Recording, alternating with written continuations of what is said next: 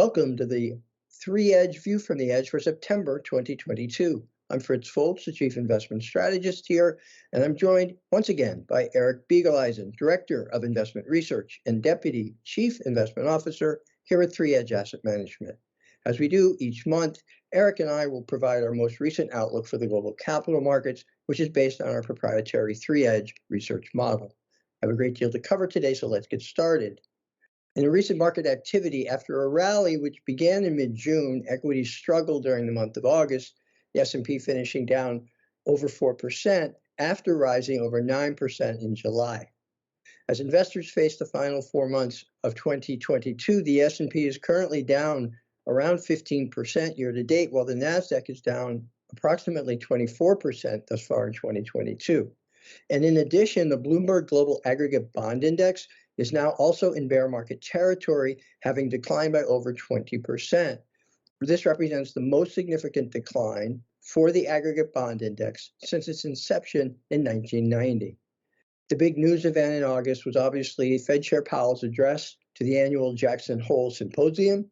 The speech lasted only a little over 8 minutes, but once he was finished, there was no doubt that, at least for now, the Fed is committed to raising interest rates, tightening monetary policy in an effort to bring down inflation to its target rate of 2%. Powell stated unequivocally that the Fed will, quote, keep at it until the job is done. In addition, this month, the Fed will begin to ramp up its quantitative tightening program, which it will reduce the size of the Fed's balance sheet and thereby drain liquidity from the financial system. Lastly, this past week, the European Central Bank, the ECB, announced that it had raised its short-term interest rates by 75 basis points, and Christine Lagarde, the ECB president, was emphatic that the ECB would need to raise rates further from here in order to bring inflation in the Eurozone back to its 2% target as well. So let's get started, Eric, and why don't we take a look at the three-edge asset class matrix chart and show how our model research for the major asset classes may have changed since last month. Sure. Thanks, Fritz. We can see not such great news here for risk assets like equities. We see all the equities that we model, as well as credit, in the most negative spot. And we can get into why that is. Some of the equities were already there, but now they are all there along with the credit. Gold and rates are staying in that mixed slot. Commodities are actually moving up to the slightly positive one spot there. And cash is king in the most positive spot. And as a reminder, we model cash as an asset class, which becomes particularly attractive in environments when the research isn't particularly optimistic about other asset classes, such as the situation we find ourselves in now. Excellent. So before we get started and go into greater detail, I just want to mention one thing, and that is that our research model also analyzes many of the world's major currencies, right? And thus far in 2022, the US dollar has strengthened considerably against many of the world's currencies, including the euro, the yen, and the Chinese yuan. And it's important to understand, or at least, keep in mind that the dramatic strength of the US dollar, which also is the world's reserve currency, can influence many other asset classes in the interconnected world of the global capital markets. And I know, Eric, you'll cover that and the impact of the strong dollar as you cycle through the asset classes, but I just wanted to bring it up because investors oftentimes don't focus on currencies, and the increase in the value of the dollar has real implications for the capital markets. So anyway, moving on. So yeah, as you mentioned, our model research is just very cautious in terms of equities across the board. So why don't we go into a bit more detail there, and why don't we start with the US equity market? Yeah, no doubt, due to the Fed's hawkish positioning, our research has moved U.S. equities to that most negative spot. Flattening yield curve measures alongside sharp increases in short-term rates that are likely to persist at the Fed's September FOMC meeting and perhaps again at the final 2 meetings of the year to follow are weighing negatively on U.S. equities. Though it isn't receiving much press, the Fed's intention is to ramp up the quantitative tightening or balance sheet reduction that you alluded to already at a rate of $95 billion this month, which is also likely to further contribute negatively to our outlook as we incorporate this into a shadow rate calculation that we've covered before, which feeds directly into our yield curve measures. Yeah, absolutely. Very important. And you're right. Most people don't pay that much attention to it. So let's turn our attention to European equities. And Europe is facing real challenges now. They have very high levels of inflationary pressure, and that's exacerbated by Russia's invasion of Ukraine, which has driven their costs for energy to almost unprecedented heights, particularly for natural gas and electricity, which is really troublesome as we head into the months of winter in Europe. So maybe you could give us a little bit more detail on what the model is telling us about European equities at this point. Yeah. The European Union continues to battle uncomfortably high inflation, as you noted, now over 9% and possibly still climbing. Yeah. The European Central Bank, which met today, is expected to lift policy rates, did lift policy rates into positive territory now with this large 75 basis point hike on the deposit rate, though it's too soon to know whether that would be enough to slow the region's inflationary pressures or even reverse it. In the U.S., which has a similar inflation reading, we've seen the Fed raise rates to the top end of their target range, with many more hikes planned ahead. So Europe may be, behind the curve there, and even just getting to parity with the U.S. Also in Europe, we're seeing widening credit spreads and potential energy shortages due to Russia's control of key energy interests that you alluded to already, Fritz, and that's weighing negatively on the outlook for European equities as well.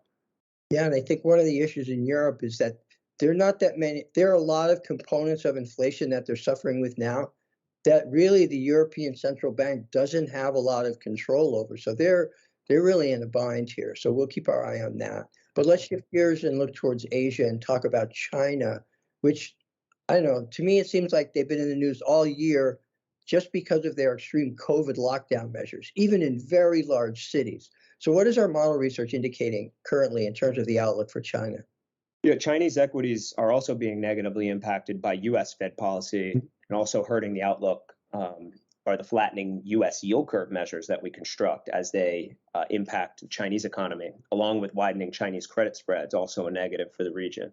And then to compound issues further, China's currency, the yuan, which you alluded to earlier, has depreciated by over 8% year to date through the end of August versus the dollar, which may be helpful for Chinese exporters, but difficult for individuals and corporations in China importing anything from the U.S. All that said, if there is any kind of upside here, Chinese equities may be nearing an oversold behavioral condition, where in the short term it could be a candidate for reinvestment, almost like trying to catch a falling knife. So we'll be watching that closely as well. Excellent. All right, well, let's turn our attention now to the bond market. And this is an asset class that has, really inflicted some pain here this year thus far.